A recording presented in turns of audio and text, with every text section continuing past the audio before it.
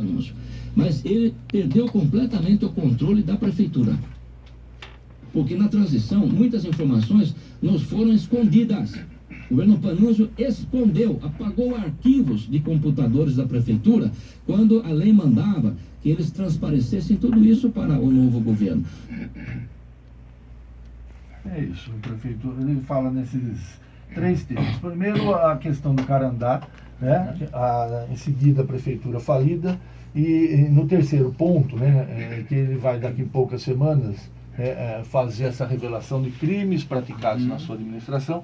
E entre esses crimes, ele falou que já tinha falado demais, que tinha combinado de não falar que ele ia fazer isso, mas que ele falou demais e que era para a gente se dar por satisfeito por meio copo, e que esse meio copo era o seguinte, que houve crimes e entre esses crimes os arquivos apagados. Então, vamos por partes. Primeiramente, ele fala que nós sonegamos informações na época da transição. A transição hoje não decorre mais da vontade unipessoal do prefeito que está no cargo e o prefeito que foi eleito.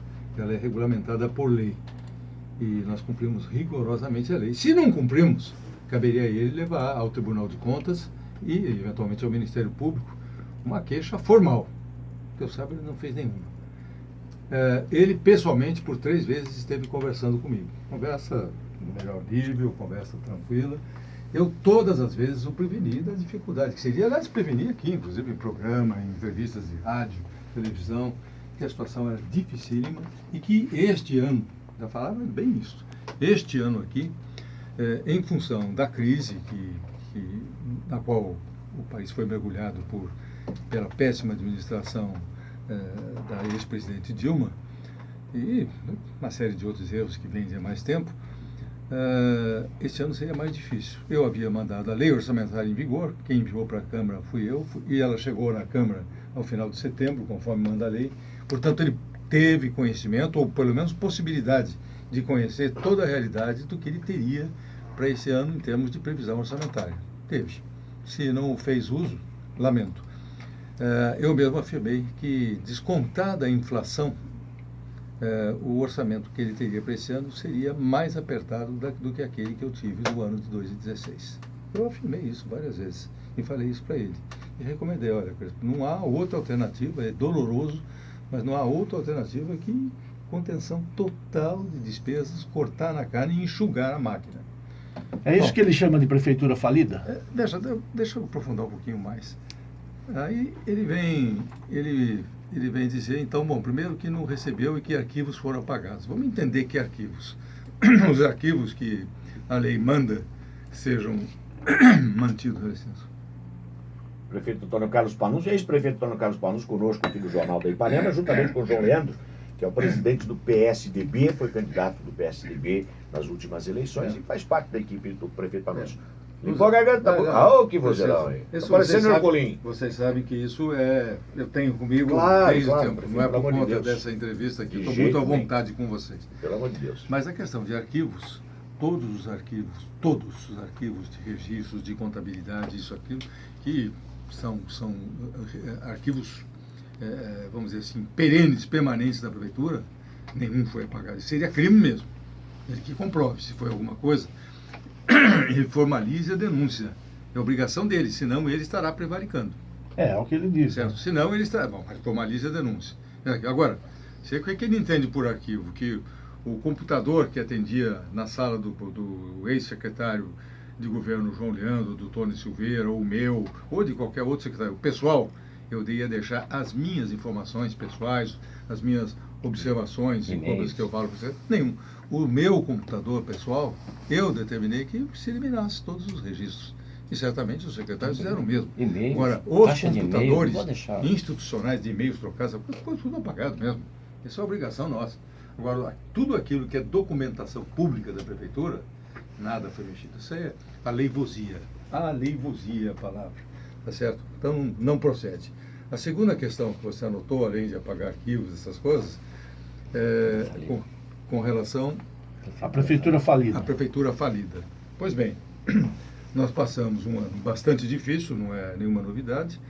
Aliás, veja o que aconteceu nas outras prefeituras, inclusive prefeituras do porte de Sorocaba, todas em situação extremamente difícil, muitas delas não regularizaram, inclusive até hoje, o pagamento de 13º de seus funcionários. Sorocaba entrou o ano de 2017 com os pagamentos dos funcionários absolutamente em dias, com os repasses para a Fundação de Seguridade, incluindo os repasses adicionais pelo rombo provocado em situações anteriores, também todos eles vamos dizer, realizados, com superávit orçamentário da ordem de 55 milhões de reais aproximadamente. Isso eu falei no discurso de posse de transmissão. Não previa, o superávit orçamentário de 190 milhões de reais. Quando eu falo em superávit orçamentário, ainda expliquei isso. Não quer dizer dinheiro em caixa. Mostra o quanto nós tínhamos autorização para gastar e não gastamos porque não havia um recurso físico. O recurso físico, que é o dinheiro em caixa. Mas mesmo assim passamos com, naquela época afirmei, 55 milhões de reais em superávit financeiro. E, evidentemente, eles de repasses vinculados à saúde, vinculados à educação, à área social, alguma coisa. Não é dinheiro sobrando na prefeitura, no cofre, mas em caixa. Isso eu afirmei no dia 1º de janeiro de 2017. Tá? Tem gravações, tem filmes sobre tudo isso. E eu errei. Na verdade, foi maior, porque da multa do repatriamento daqueles recursos que a lei federal autorizou, aqueles que mandaram dinheiro para fora, trazer de volta para o Brasil, entrou cerca de mais 11 milhões de reais. Esse é a fonte 1. Esse ele podia gastar, inclusive, enquanto quisesse. Então, alguma coisa que efetivamente ficou atrasado para pagar, e eu dou como exemplo, por exemplo, o Santa Lucinda, ficou pagamento de médicos, que não havia o recurso financeiro. Como chegou isso só no finalzinho do meu governo, eu não pude. Então ele teve, era 2 milhões e 600 aproximadamente. Ele tinha 11 em caixa para pagar. Então, essa coisa de rombo, de herança maldita, é um pouco de desculpa. E é uma desculpa que a gente já viu há muito tempo.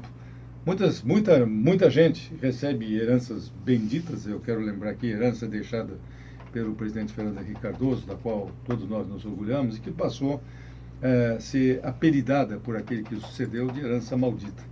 Depois nós fomos verificar o que realmente era herança maldita. Na verdade, o prefeito Crespo está usando refrões para justificar aí a dificuldade que ele está encontrando e que para a qual ele foi avisado. Não é nenhuma novidade que teria um ano de bastante dificuldade.